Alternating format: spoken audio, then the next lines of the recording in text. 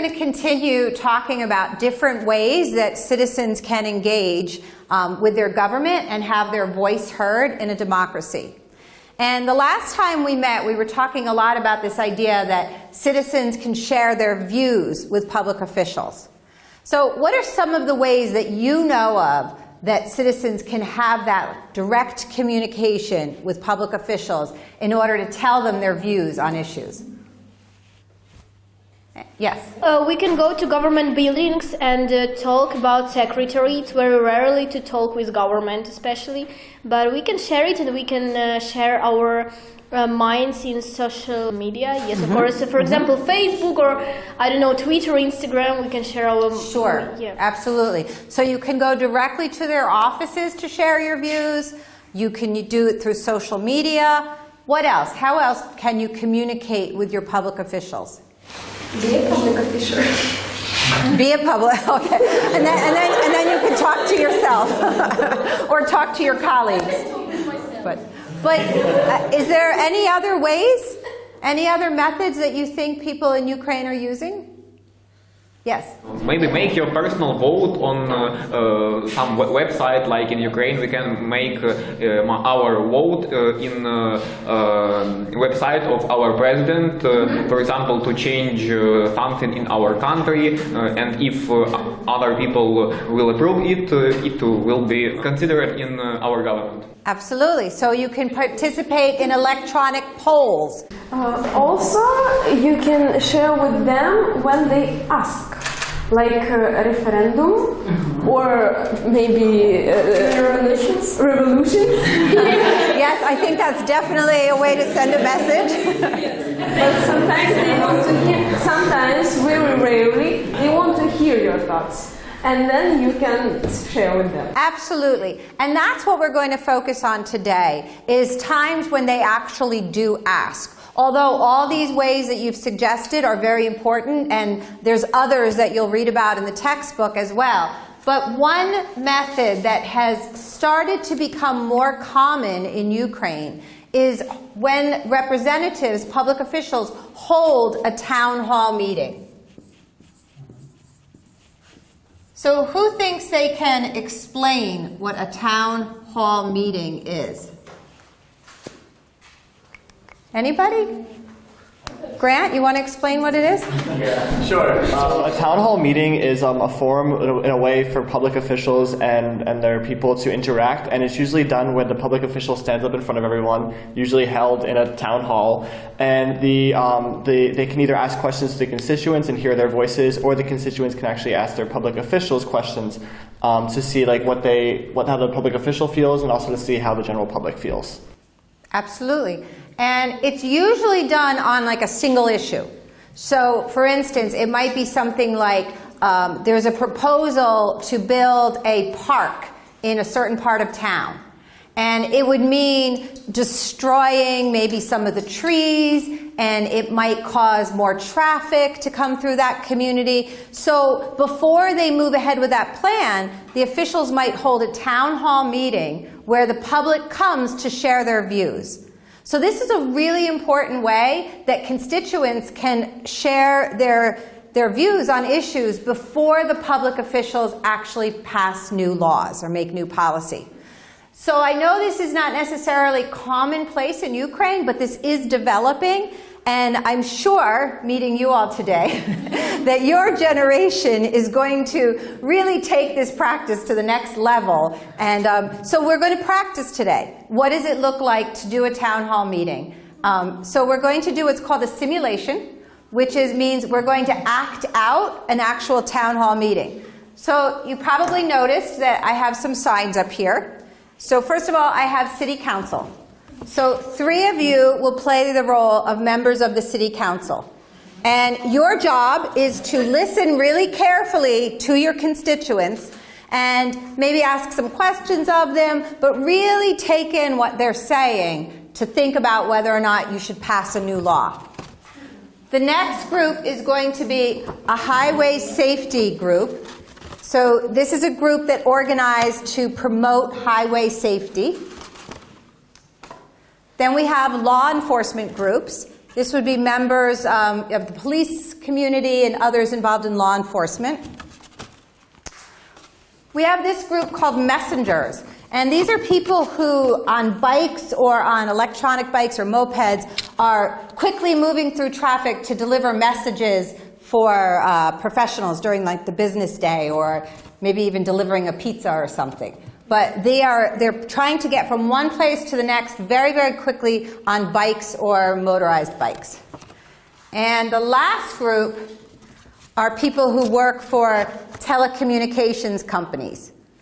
Okay, so I think Kyivstar is your big telecommunications company. So that would be an example of a telecommunications. So you will be assigned in a moment to play one of these 5 roles. There's going to be some background material to read, and we're going to be debating or discussing an issue today about a proposed new law that would ban texting on your phone while driving. So you're going to have to decide with the other members of your group, what position do you think your assigned role would take on this new law, this proposed law? So remember, you have to think very carefully. If this law passes, there will be a ban on texting while driving. So you have to ask yourself, from my group's perspective, do we like this? If so, why? Do we not like this? If so, why? Because you have to convince these people to vote in the way that you want them to. So you better have some really good arguments, right? Okay, so go ahead, get busy working.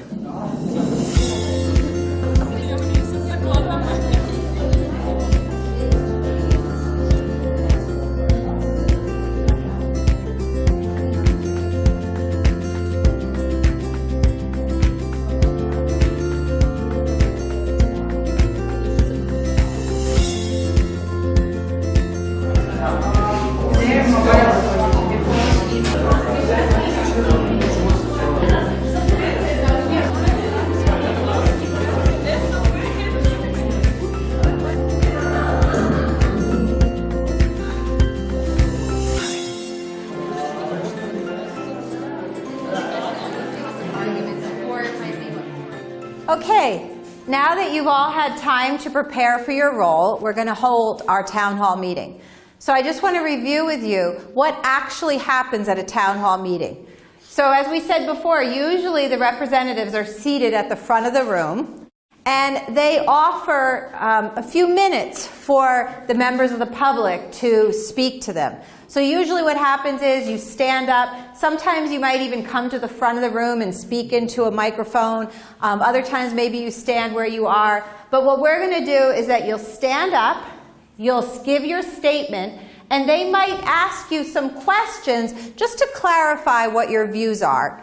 And then when they're finished, they will thank you. You can sit down, and then we'll move on to the next group. Okay? And in that way, the officials will get to hear from all groups. Good evening. We are here to propose the new law.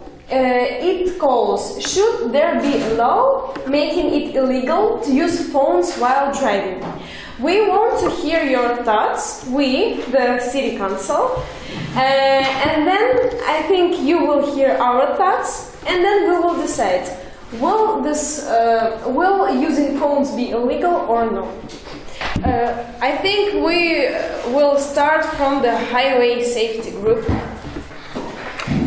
Hello, we're the highway safety group. Our position is that mobile telephones should not be used while driving, and that's because mobile phone, it's like alcohol. It's distracted driving. If you're driving a car and you're using your phone, you're not paying attention to the road, you're not paying attention to other cars on the road.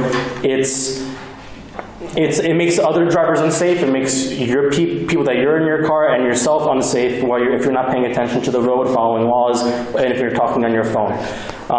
We understand that it's like our position also is that you can use a phone in the car as long as the car is not moving. If you're parked and not on the road, then this is okay to use your phone. However, We don't want distracted driving. We don't want distracted driving. It has to be safe, so everyone on the road is safe. On top of that, 20% of automobile accidents are because of distracted driving using your phone. So it's a matter of trying to be safe, and we have to acknowledge the fact that using a phone while driving is dangerous. I have a question. How you will know that person uses his phone while driving, by driving? Maybe we can check mobile connection. Maybe also we can do it with camera on the road, and also we can do it policeman. With police, yeah. So it's a matter of enforcing the law. That's a matter. Like I know in my towns there are cameras that we have on the street and things like that. That's like if someone is caught talking on the phone and like obviously like having distracted driving while they're on the phone, that they could potentially get a ticket. And so yeah, so it's a matter of like that's a way of preventing it and proving the fact that people are using their phones while driving. Okay, thank you. And the next people that we will listen are messengers. We think that we cannot do our work if we cannot use our phones, because we must constantly be in touch to know whether our recipient is in the spot. Otherwise, if we arrive at points and there will not be our recipient, it ruins our schedule, like workers. And also, thanks to the phones, we can find out where there are traffic jams or what is the best way to go to this place or spot to our recipients. And I think that it makes our work much easier and faster delivery, and people are happier. Also, we understand that we must be careful when we use device in our job, and we should think about consequences of using devices while we driving. Hey, what's up, guys? My name is Wilson. I'm from the Bronx, and I've been a messenger for a few years now. And I can say I use my phone all the time, and I've never had a car accident. I think it's bad drivers who are having accidents. I mean, I use a Bluetooth, and I think all y'all should use Bluetooth. I put it in my ear, and I can just hear things. I mean, it's essential, man. Like, I'm on my bike, and I need to know where to go, when to go, how to get there. And I mean, as we saw in the article, it said, like these laws, like, they don't even, stop crashes. You're like, people are going to crash, and people are going to crash. So I say, why are you stopping us? Like, you should be worried about other criminals and stuff. So that's all I'm saying, man, you know? Thank you very much, but explain why you cannot make calls after driving or before it, not at that time. Why? One reason. Alright, that is a perfect question. I applaud that question. I think it is essential for our job. A lot of times when we're delivering things, there are changes. And so I might be on my bike, right? And then someone calls me up like, hey, Wilson, like you're not dropping off like 47 Pine Street anymore. Like you're hopping up like 3 blocks uptown. And like, what if I roll up Pine Street and then like I gotta get uptown? Like I'm already late. So like it's essential that I'm getting up-to-date information while I'm biking. The next group is lovely one. Enforcement group. What you can say to us? We are the representatives of law enforcement groups, and our main goal is keep our city in safety. So that's why we agree with this law. Our main idea is to cancel drivers use mobile phone and while they drive their cars, except some unusual, untypical situation like somebody wants to imagine you are a taxi driver. You catch a passenger in like afternoon, and he wants to kill you and, for example, steal your car. Yeah. And you have opportunity to call the police and save your life.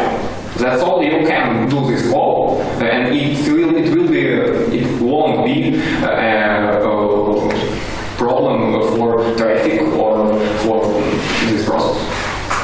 So I think that we need to forbid speech for drivers, except the time when they need to call to the police. Thank you very much, but we would like to hear more specifics Which ways of solving you are proposing to us? The forbidden of using of mobile phones, but in unusual cases, you can Make a call. you can use Your phone to... Is that clear? Thank you very much. Your thoughts are important for us. The next group is telecommunications companies, and it's the last one group, so we are listening to you. Good evening. We are telecommunication companies, and we propose to increase the amount of information about the danger of driving using the phone while you drive a car.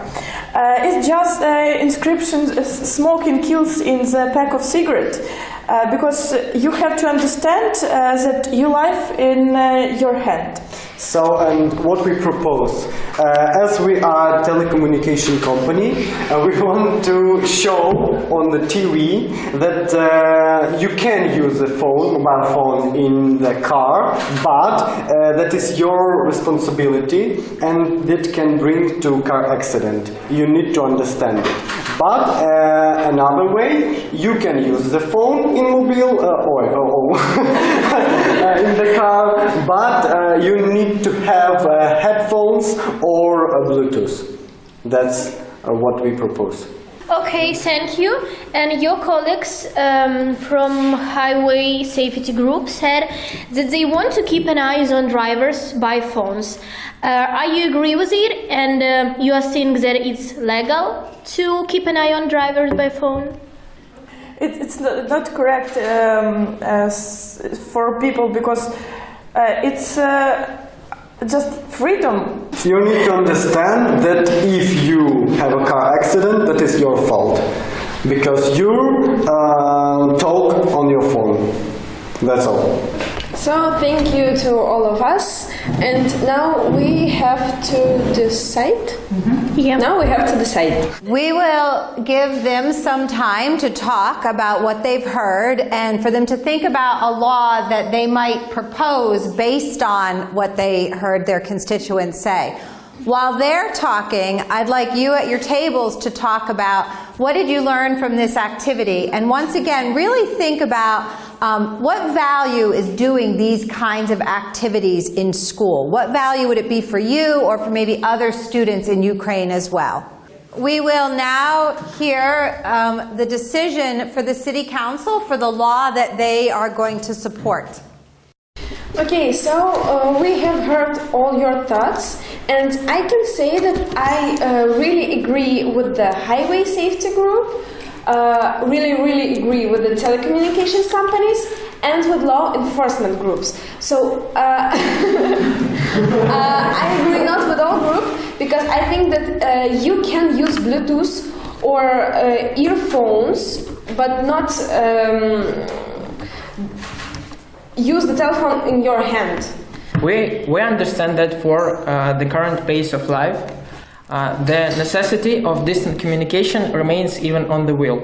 So we cannot just get forbidden mobile phones, and the solution of this issue is in collaborating with telecommunication companies. What we can do together, we can develop some driving mode applications for smartphones. We can use Bluetooth accessories for example, texting mails with your voice, and so on and so on. So I think that we made together a really good decision. So we can propose to provide probationary term to verify the effectiveness of that law. For example, we can see, is it a better situation without phones? For example, we can provide this law for 3 months and see a statistic, and after that made a general decision. So, who wants to share what did you learn by doing this activity, or what was interesting to you? It's hard to listen to different thoughts and decide what will be better. So to find compromise, it's very hard when you have your own thought. Absolutely. Do you think that members of government, representatives, should stay with their own beliefs, or that they need to find this way to compromise of course they have to find a way to compromise, because they are in government to decide what will be better for all of people, not just for them.